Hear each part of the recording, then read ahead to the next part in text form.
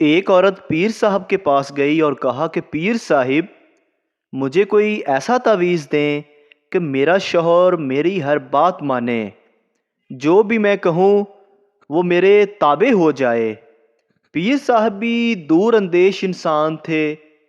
انہوں نے اس عورت کی بات غور سے سنی اور کہا کہ یہ عمل تو شیر کی گردن کے بال پر ہوگا، اور وہ بال بھی آپ خود شیر کی گردن سے اکھاڑ کر لائیں گی، تب اثر ہوگا، ورنہ کوئی فائدہ نہیں ہوگا۔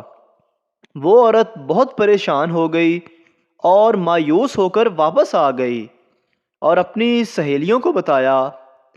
ایک سہیلی نے مشورہ دیا کہ کام تو مشکل ہے مگر ناممکن نہیں۔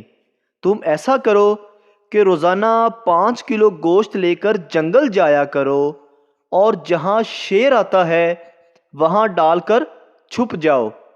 کچھ عرصے بعد شیر کے سامنے جا کر ڈالو، وہ گوشت کا عادی ہو جائے گا۔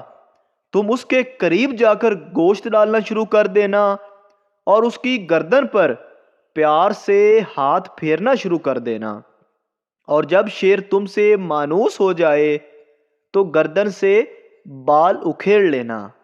اس عورت کو یہ بات پسند آئی۔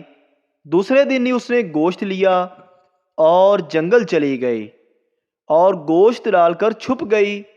شیر آیا، گوشت کھایا اور چلا گیا۔ اس عورت نے 1 ماہ تک ایسا کیا۔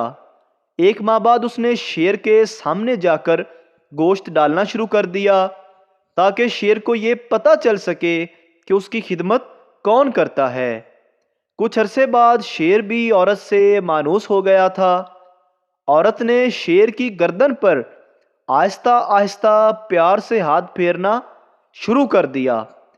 ایک دن عورت نے موقع دیکھ کر شیر کی گردن سے بال اکھیڑا اور خوشی خوشی پیر صاحب کے پاس پہنچ گئی اور بال پیر صاحب کو دیا اور کہا کہ میں شیر کی گردن سے بال اکھیڑ کر لے آئی ہوں، اب آپ عمل شروع کریں۔